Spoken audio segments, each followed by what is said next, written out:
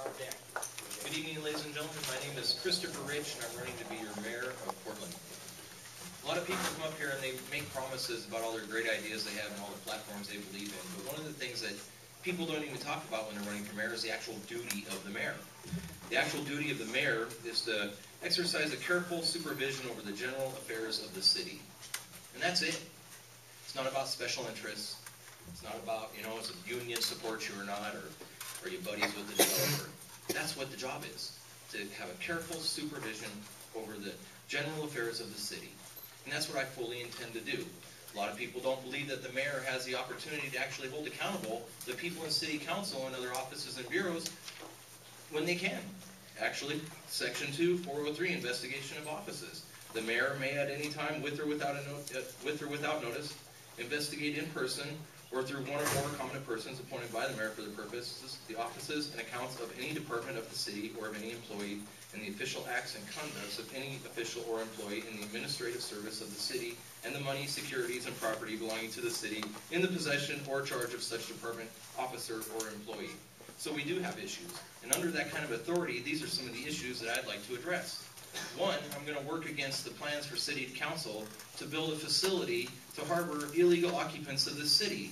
It's hard enough for our people that have grown up here all their lives, having children, to find work and get their educations, to have the city bringing in competition. They're bringing in labor force underneath your noses so that you won't have a job. And then they want to use your money to house them. We have lawful centers for lawful day workers. We don't need to divert money from our schools and our other social needs to support people that don't belong in our country.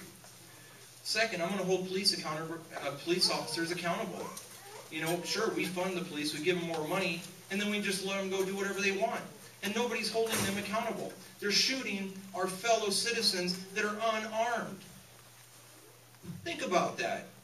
And nobody wants to do anything about it. And then when you bring it up, they snivel about it. Oh, well, that just wouldn't be very good. We can't have that kind of accountability. Well, that's baloney. If I'm your mayor, you're going to get it. In fact, I'm going to make sure that the accountability board has binding authority so that these bad cops are not working for us anymore. Second, I'm also going to support a lawful business's right to do business in the city. Mr. Adams likes to brag about all the tax money they're taking from these businesses, but they're not bragging about the fact that when people are attacking these businesses unlawfully and running them out of our city, they're violating their rights too. Okay? So as your mayor, if I'm going to have a close supervision of the general affairs of this city, I'm going to start holding these people accountable. And if I'm going to ask businesses to give us money so they can support our way of life, I'm going to protect them too. I'm going to make sure instead of having our police officers out there harming our citizens, I'm going to make sure they're going to be protecting them.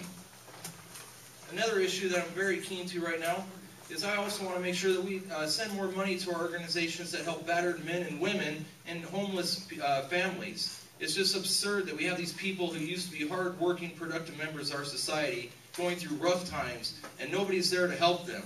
It's just absurd. But we have all the money in the world to give away in social service programs so people don't even belong here. Another issue that I'm very concerned about is I'm going to be eliminating offices that have been excuse me, let me slow down a bit. I'm going to be eliminating offices that have been designed to do nothing but take away your money. There's a new office they want to put out here called the Office of Cultural Sensitivity. What are they going to do? Arrest you if you aren't culturally sensitive enough? They're going to pay somebody over $100,000 a year to run this office. That is money that needs to go to our schools so that kids can learn about ethnic diversity and not be punished for being different.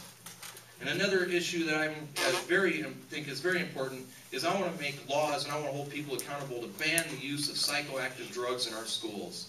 It's one thing, people want to be protected. Oh, well, we can have teachers that can sexually violate your kids and they don't have to teach them properly and we have unions to protect them. But by golly, it's all we can do is destroy the spirit of that young person so that they can actually make their own way in life. It's better to put them on drugs and have them just say yes or no than it is to have a young person actually be a young, healthy person. And again, I also want to maintain Eric Sten's vision for veteran housing along the waterfront. Let's utilize those areas for people who have actually made service to our needs and our freedoms. And I also will defend everybody's constitutional rights in this room. If you're a citizen of the United States, I'm going to consider you my priority. I'm going to make Portland a sanctuary city for its citizens. Thank you.